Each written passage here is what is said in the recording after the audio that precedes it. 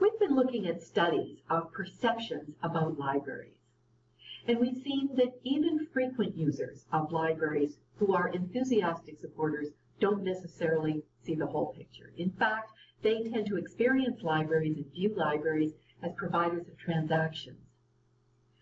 They value those transactions for certain, but they tend not to know much about the big picture, in which the impacts of libraries are truly transformative on communities. For example, Making Cities Stronger, a study of urban public libraries, highlighted investment in early literacy as one of 4 major ways in which public libraries make a city economically stronger. Literacy, as we know from all kinds of research, is a huge determinant of later well-being for the individual and ultimately for the economy and for community social and economic life. The evidence shows that preschool reading readiness programs in public libraries have a major impact on family literacy behaviors when those programs are offered in ways that involve the parents and the caregivers, and when they focus on specific pre-reading skills. And furthermore, this impact occurs regardless of income levels and ethnicity. Now, wow, there is a big impact. We know from research that a child who is reading poorly in the 1st grade has about, unfortunately, a 90% probability of reading poorly at the end of the 4th grade. So that early start really is critical. We all know what happens when this goes badly, the vicious circle. It's connected to dropping out of school. There's some correlation with getting in trouble with the law, to having poor access to good jobs, and so on. But when early reading goes well, and the child becomes a proficient reader, we have a virtuous circle. The individual is more likely to thrive, and so is the community. So that investment in reading readiness is a big lever. We also know from research that we become proficient readers by reading a lot. The public library, again, has the collection and the services from librarians to make reading enjoyable, both of which are fundamental to reading a lot. So as advocates, we need to talk up the role of libraries in reading readiness, enjoyment, and proficiency as fundamental to a thriving life. And we need to use the language that helps people understand how powerful the work of those librarians is. In my view, phrases like story time, though they have a lot of positive associations, can be pretty unhelpful in communicating what really goes on, because our preschool programs are certainly enjoyable, but they are really about reading readiness, and people care about that and value it. So let's talk that way so that we will create better understandings of what's at stake and what happens. Another transformative service that was identified by the Making Cities Stronger study is employment readiness and support. And indeed, a later study by OCLC showed just how many people use the library's job-related services, help with career resources, access to technology for job searches and job applications, access to resources that would help people improve their technology-related skills or their job knowledge for the future. These services come to the rescue of individuals and communities, particularly in economic downturns, don't they?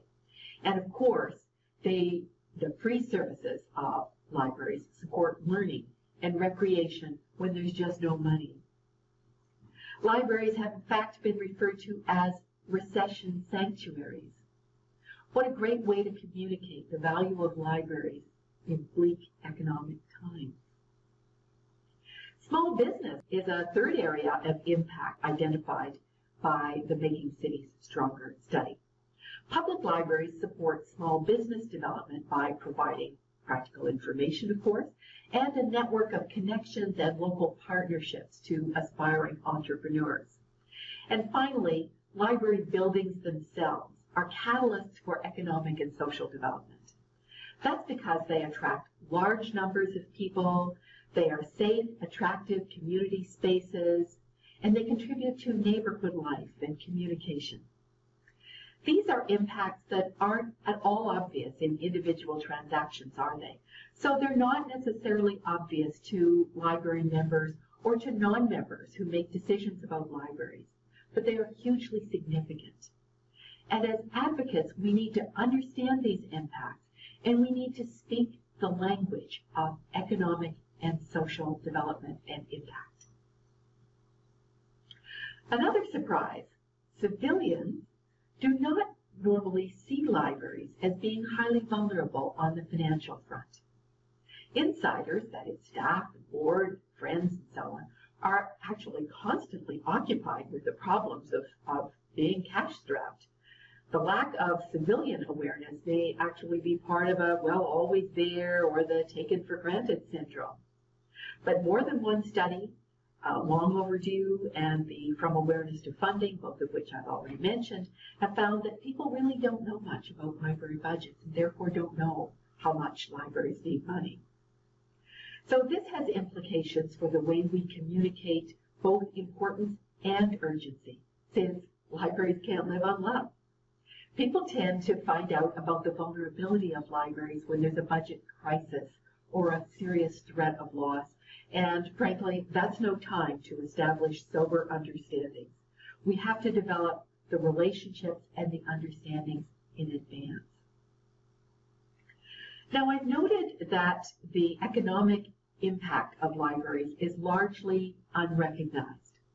Yet many studies in several countries have demonstrated that libraries deliver a high rate of return on the community investment.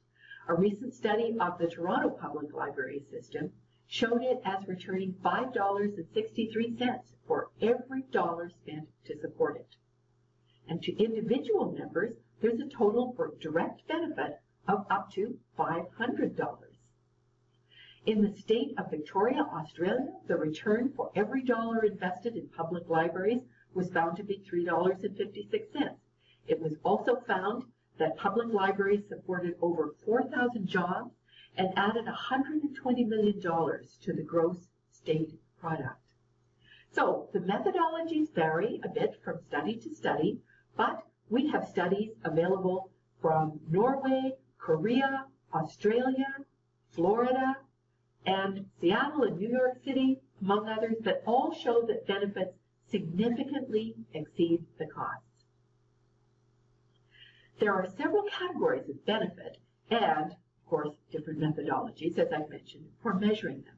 But if these impacts are not talked up by committed advocates who know and understand the priorities of the community's decision makers and influencers, these studies are just documents on a shelf. So advocates need to know and understand the terms that are used in economic impact studies so that they can themselves use that evidence to influence support. Just in concluding here, I just want to remind you that civilians don't classify libraries into these neat little categories the way insiders use and the way that I've done in this video. Instead of thinking of public libraries and academic libraries, school libraries, and special libraries, the civilians just do not make these distinctions. Several years ago, in fact, research on attitudes of executives toward corporate librarians were found to have been influenced by the executive's experience of their high school librarian. So in our next video, we're going to look at the difference between holding libraries and librarians in high esteem and actually demonstrating support.